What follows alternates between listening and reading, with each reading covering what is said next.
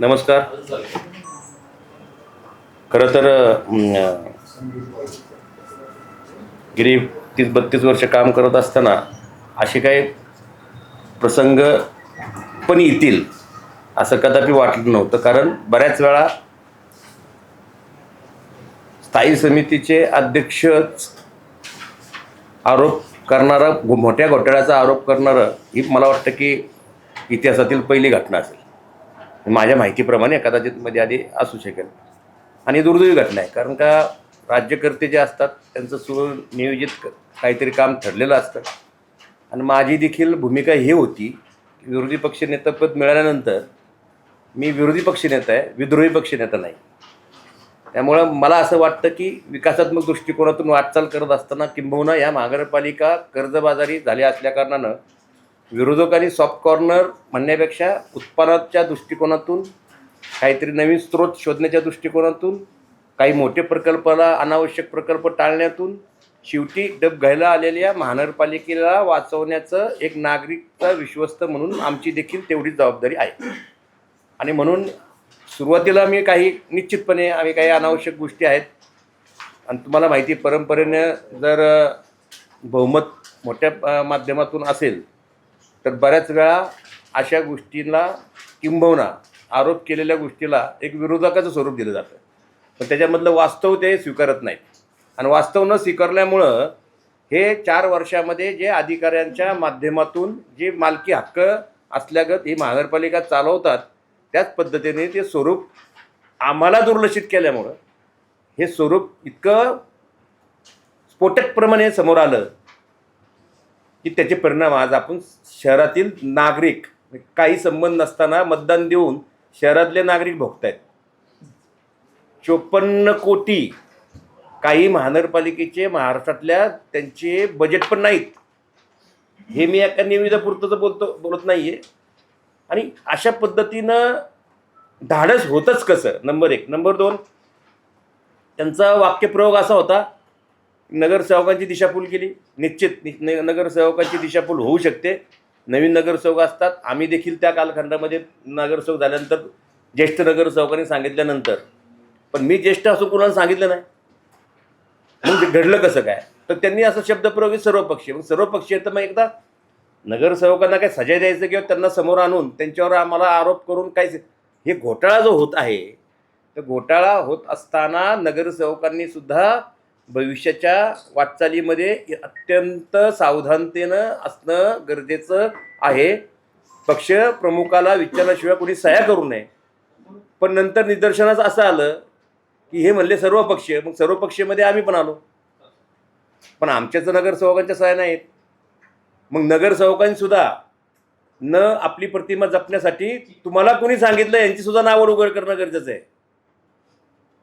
ते आमचे भोळे भाबडे हे नवीन नगरसेवक असतील तर त्यांना त्यांच्या भोळे भाबडेपणाचा कोण उपयोग करून घेतंय हे सुद्धा जनतेसमोर येणं गरजेचं आहे.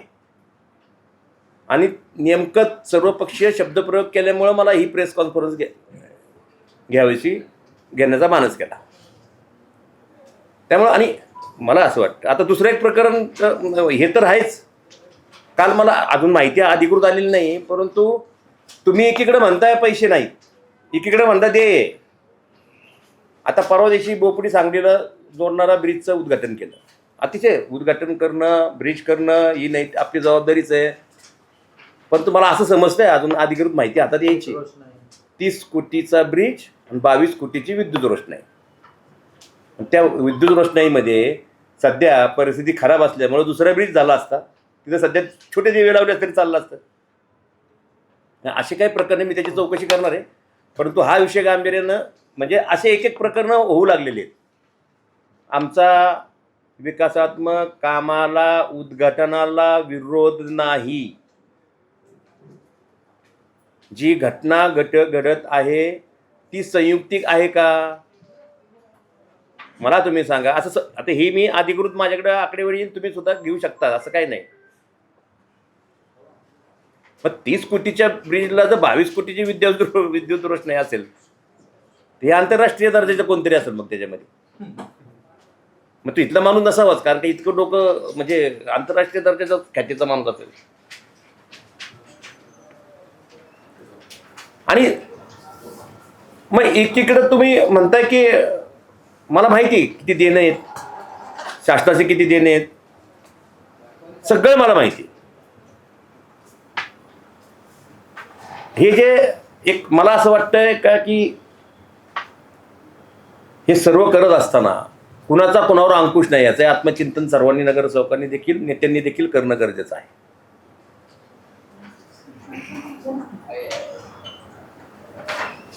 मला एक आश्चर्य एका गोष्टीचं वाटतं, 4 वर्षामध्ये एक स्थायी समितीची बातमी तुमच्या समोर नाही, आणि आता 2 महिन्यात तुमच्याकडे किती बातम्या आल्या? तो तुम्ही आमचं कौतुक केलं पाहिजे. म्हणजे सराईतपणे जो कार्यक्रम चालू होता 4 वर्ष, मी याला फोडतो. तुम्ही जर अंक वाचलेच, आम्ही त्याच्यावर बोललेलो आहोत, वेळोवेळी बातम्या आलेल्या आहेत वर्तमानपत्रात. नाही, मी ते नाही म्हणत. तुमच्या मी वर्तमानपत्रवाले किंवा याच्याबद्दल मी बोललेलो नाही. त्यांचा अंतर्गत उत्साहावर आलं का? नाही, आमचं आलं. अंकुश नसल्याचं हे कारण आहे. अजितदादांच्या कालखंडामध्ये अशा काही गोष्टी घडल्या तर एका फोनवर सगळं उलटपालट करून टाकलं. आणि मला असं वाटतं की प्रकर्षानं मला पुन्हा एकदा अजितदादांची आठवण येते. कारण का मी 30 वर्ष मी सत्तेत नसलो तरी सत्ता कशी चालवायची हे बाहेरून पाहत असताना इतके गोंधळ, इतकी चर्चा, स्थायी समिती जरा कोण शांत, इतकी चर्चा, इतकी शांतता, हे कधी ह्या सगळ्या परिस्थितीमध्ये असं झालेलं मला चित्र कधी पाहायला मिळालं. दिलं ना, कालच दिलं. हे दुसरं आहे, त्याच्यातले मुद्दे फक्त हायलाइट करा. तुम्ही ते दिवे सांगितले, दिवे सांगितले, दिवे लावणारे दिवे कोण? आता आम्ही काही दिवा नाही लावला अजून तिथं. आता दिवे लावायचेत आता तिथं. प्रश्न असा आहे की मी ते तुम्हाला सुरुवातीने बोलतानाच केलं की मी अजून अधिकृत माहिती घेतलेली नाही. मला असे समजते प्रश्नचिन्ह आहे. ते प्रश्नचिन्हाचं म्हणजे आता कुणी दिवे तिथं लावलेत ते मी शोध मोहीम उद्यापासून हाती घेतो. आणि मला एक साधं तसं मी जर बोलतोय तसं असेल, तुम्ही मला एक नागरिक म्हणून सांगा, पत्रकार एक तुमचा पार्ट येतो, जरा एक 10 सेकंदासाठी बाजूला ठेवा. तुम्ही इथं कर्जबाजारी म्हणता महानगरपालिका. मूळ किंमत अख्ख्या ब्रिज बांधण्याची 30 कोटी आहे आणि 22 कोटीचे तुम्ही रोषणाई करून अशी कोणती क्रांतिकारक रोषणाई करणार आहे तिथं? का तिथं तिकीट लावून तुम्ही रोषणाई दाखवणार आहे? तिकीट लावून उत्पन्नाचं साधन असेल तर ती 22 नाही 25 करा. तशी रोषणाई जुन्या पुलावर आहे. नाही, मी आता बसलोय ना, आता केलेली आहे गेल्या वर्षामध्ये. तुमच्या चिंचवडचा जो ब्रिज आहे, बटरफ्लाय ब्रिज, त्याच्यावर पण रोषणाई केलेली आहे. जे जुने ब्रिज आहे तिथे पण लाइटिंग केलेली आहे. रात्री जर गेलं तर जगण्यासाठी त्या आता तुम्ही हे सगळं कसं तुम्ही 100% तुम्ही म्हणताय त्याच्याशी मी सहमत आहे. परंतु असं आहे की त्यावेळेस महानगरपालिकेची परिस्थिती काय होती आणि आज काय परिस्थिती कदाचित. हो ना, मग गेल्या वर्षापर्यंत लय चांगले दिवस होते प्रशासनाचे, अतिशय प्रशासन किती श्रीमंती होती त्यावेळेस. आता हे 2 महिन्यात वाटोळ झाले. त्यामुळे मग आता त्यांनी दिवे लावलेत आणि आम्ही आता विजवतोय. प्रशासनाच्या काळात असं त्यांचं मत आहे. कागदावर त्यांनी दाखवलं की आम्ही काही वारेमाप खर्च करू शकतो. आणि तुम्ही जनरल बॉडीत होता, मी तर 12:30 म्हणजे 1:45 मी पहिल्यांदा 31 वर्षानंतर 36 हे झाले स्थायी समितीचे अर्थसंकल्प. 31 ह्याच्यामध्ये मी होतो. पहिल्यांदा प्रशासनावर खूप बोलण्याची संधी प्रत्येक नगरसेवकाला मिळाली पहिल्यांदा. पण याच्या अर्थी काही झालं की नगरसेवक, काही झालं की नगरसेवक, काही झालं तरी नगरसेवक. आता नगरसेवकांचे इतके हलका असतात तुम्हालाच माहिती. आता त्यामुळं ह्या सगळ्या एकच याच्यावर सगळ्याच्या मध्यदार्थ एकच आहे, अंकुश नाही आहे. प्रशासनावर अंकुश असणारी माणसं आणि प्रशासनावर अंकुश ठेवणे इतपत आपली पण स्वतःची नैतिकता लागते. आपण कोणती कामं सांगतोय हे फार महत्वाचं आहे. पण जे आता सह्या झाल्या कथित, त्याच्यावर पण त्या सह्या करण्यासाठी कोणाचा तरी अंकुश होता. नाही, मला असं मत आहे की नाहक कोणत्याही नवीन नगरसेवकांचं. हो, मी तेच सांगतोय. माझं मत असं आहे, उलट मी कुणीही ह्यामध्ये आमचे नगरसेवक आम्ही सर्व एक आहोत. आमचे नगरसेवक अडचणीत येऊ नये, पण त्या नगरसेवकांनी प्रांजळपणे सांगावं माझी अजिबात इच्छा नव्हती, मला कोणीतरी करायला सांगितलं. त्यांची नावं येऊन द्या समोर, कारण नाहक आम्ही कशाला आमच्या नगरसेवकांची नावं खराब करू. ते नगरसेवकांच्या घराचे सीसीटीव्ही फुटेज काढलं तर बरं होईल ना, कोण गेले कोण आले कळलं जाईल. पण सीसीटीव्ही चालू आहेत का विरोधी पक्ष म्हणून तुम्ही नावं काढायला पाहिजे. कोणते? विरोधी पक्ष नाही, मला अपेक्षा माझ्या नगरसेवकांचं, मी या ठिकाणी आम्ही सर्व एक आहोत, पण माझ्या नगरसेवकांची प्रतिमा मलिन होईल असं मी कोणतंही वक्तव्य करणार नाही. राष्ट्रवादी म्हणून का महायुती म्हणून आहे? नाही नाही नाही, महायुतीत नाही. मी ऐका ना, माझं पूर्ण ऐका. मग माझ्या वाक्यामध्ये दुरुस्ती करा तुम्ही. मी अजूनही मी शिकतच आहे. ऐका पण ना, तुम्ही माझं पूर्ण ऐका की मी पहिल्यांदाच माझी पहिल्यापासूनची जी भाषा आहे की आम्ही सर्व नगरसेवक एक असलो तरच प्रशासनावर अंकुश ठेवू शकतो. पण आमच्यामध्ये दुफडी कोण करतंय ते नगरसेवकांना जर माझ्यावर आरोप झाला तर मी ते सांगितलं पाहिजे ना. मला सातवर्डेकरांनी सांगितलं होतं, बाबा मला ह्यांनी सांगितलं होतं. मग ते बाहेर येईल, त्यांनी तूच आहे तुझ्या जीवनाचा शिल्पकार, त्यांनीच सांगू दे, मग ते सगळं बाहेर येईल. पावसाळ्यात आता उबळताईची तर प्रेस झाली.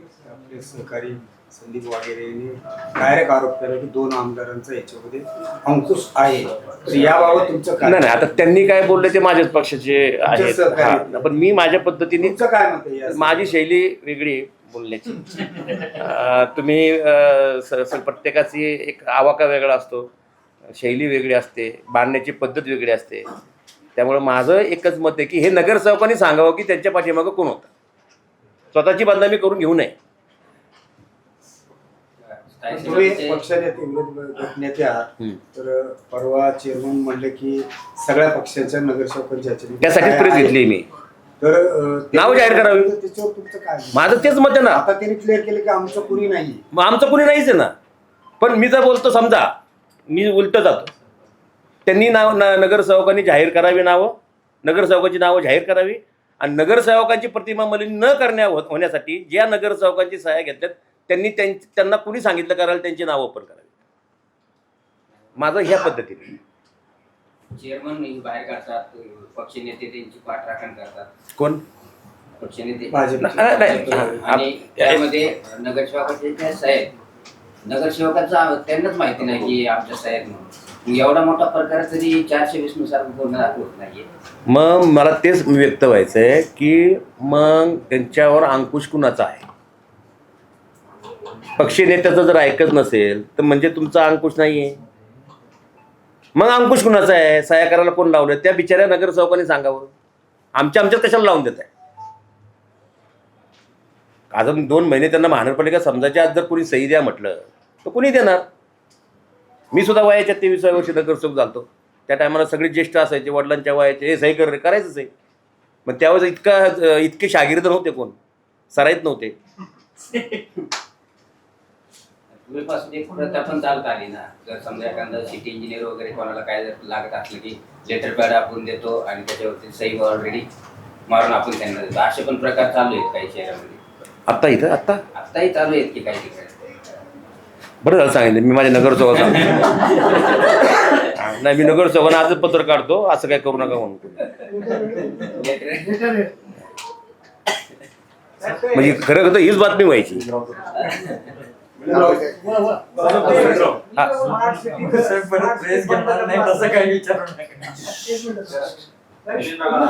हर्डीकर साहेबांनी सांगितलं तर 31 मार्चला स्मार्ट सिटी बंद करणार. त्यानंतर तुमची निवड झाली. आता तुमच्यावरती ढकलत स्मार्ट सिटी बंद करायची का नाही करायची? नाही, आज मीटिंग झाली, अजून त्याचं मागचं काय आम्हाला नीट समजलंच नाही. आता स्मार्ट कोण आहे ह्याच्यामध्ये हेच आजवर समजलं नाही आम्हाला. नेमकं शहर स्मार्ट आहे का हे स्मार्ट आहे? कारण आम्ही काय करतोय की तुम्ही मागचे काय उद्योग केले ते आमच्यावर लादू नका. त्याचा अर्थसंकल्प ठेवा. त्या खर्च कुठं कुठं केलं ते सांगा. तुम्ही चौकात तुम्ही जे काय टॉयलेट वगैरे केलेत त्याची दुकानदारी किती चालली आणि टॉयलेट किती चालले त्याची चौकशी करा. हे सगळं तिथं. आता मेट्रोचा विषय वेगळा होईल. परवाच्या स्कॅनिंगला संवादाची मान्यता दिली स्मार्ट सिटीच्या कामात. आमच्यापर्यंत नाही आले अजून. म्हणजे ते परवाच्या स्कॅनिंग मला नाही का. आपण ह्या विषयावर मेट्रो आधी सृष्टी उभारणार होते त्याचं काय आता स्टेटस आहे? नाही, महापौर हे बघा, अजितदादा हा विषय सर्वांचा अंतर्मनातला विषय आहे. ते सृष्टीच्या संदर्भात आमची बैठक होईल आणि नंतर